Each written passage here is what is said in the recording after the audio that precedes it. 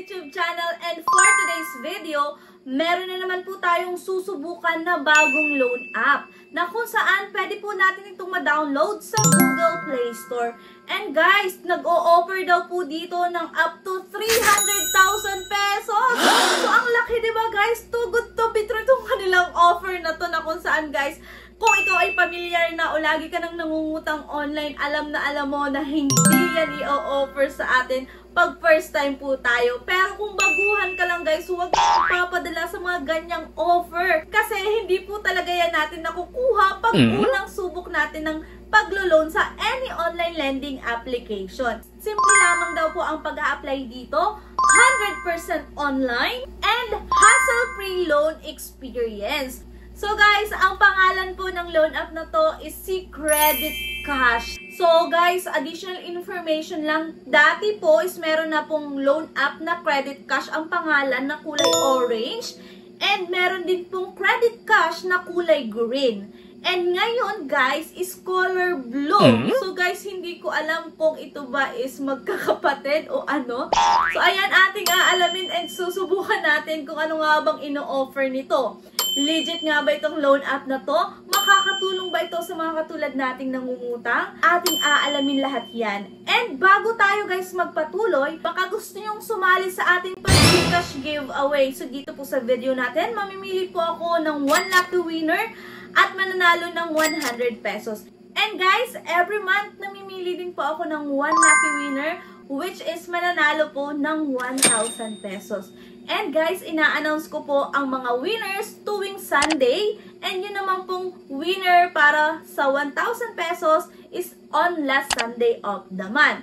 Kaya nako guys, hindi pa kayo huli. Ang kailangan nilang namang gawin is mag-subscribe dito sa aking YouTube channel, i-like itong video at mag-iwan ng comment dyan sa comment section para mapasali kayo, diba? So sayang din naman guys, diba? So nanood lang kayo, nag-comment, and malay nyo, pag open nyo sa Sunday, nandun na pala yung inyong pangalan. So, i-check nyo guys sa ating community tab. Back to the topic na tayo guys. So, ito nga po ay si Credit Cash na pwede po nating ma-download sa Google Play Store. And ito po is under ni Ganpati Ganesh Lending Corporation. So guys, huwag nyo muna siyang i-install o huwag nyo muna siyang susubukan hanggat hindi nyo alam kung ano nga bang meron sa isang loan app na to. Kasi guys, baka sa huli, magsisi lamang kayo, diba? Meron na po siyang 4.7 star and 3K reviews. And guys, ito talaga ang nahook ako dito kasi sabi niya, a trustworthy online loan app. Trustworthy daw guys. Atin ngang aalamin kung trustworthy talaga tong loan app na to. So, i-click na po natin yung open. And guys, disclaimer muna, hindi po tayo agent dito ni Credit Cash or ng any online lending application na ating nire-review dito sa ating YouTube channel. So, nag-share lang po tayo based on our personal experience. Upon opening this online lending application, guys, permission declaration na agad ang bubungad sa atin. So, kailangan ko lang guys i-click dito yung agree and continue. And narito na po yung kanilang offer na kung saan nga guys is 300,000 daw yung maximum loan amount. Wow! So, naman guys, napaka too good to be true naman itong offer na to, diba? And dito pa, meron pa siyang pa-multiple loan option, 100% online process, direct bank transfer. So, ayan guys. I-click ko na po yung request loan. And dito, ilalagay lang po natin yung ating active phone number and kiklik lang po natin yung verify number para may matanggap po tayong OTP. And after po noon, click lang po natin yung continue. Ang mga pipil-upan lang naman po natin is personal information, work information, emergency contact, identity information, and bank card information. And ito po yung offer sa akin guys, which is 1,000 pesos. Guys, kung titingnan nyo dito ha, ang kanya daw nga pong loan amount is 1,000 pesos. So, yun nga po yung offer sa akin. And ang magiging ko daw pong repayment is 995 pesos at yung kanyang interest dito is 0%. Pero guys, huwag kayong maniniwala agad dito o huwag nyo agad i-click dito yung loan now. Hanggat hindi natin talaga nakikita yung kanyang loan details. Kasi baka bigla nyo siyang i-click na loan now. So, tingnan muna natin dito yung kanyang loan details. And ayan na nga guys, narito na ang katotohanan.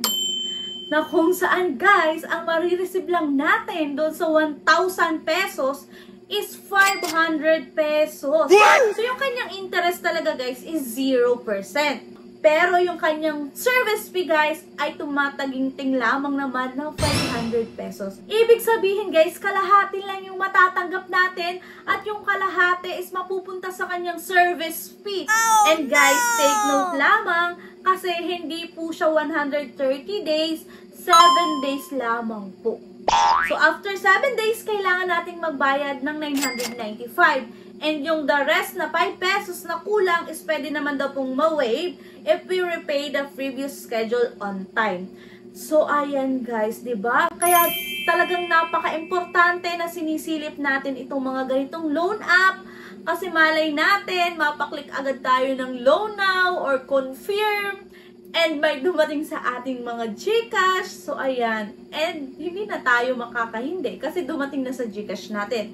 So, ang kailangan na lang natin gawin pag ganun po ang nangyari is magbayad po tayo. And guys, kung nabalitaan nyo nga po pala yung dalawang Ola na na-raid na kung saan is isa daw po ito and ito. So, sabi lamang. So, mahirap din pong magsabi ng tapos, 'di ba? So, hindi rin naman kasi pinangalanan dun sa news.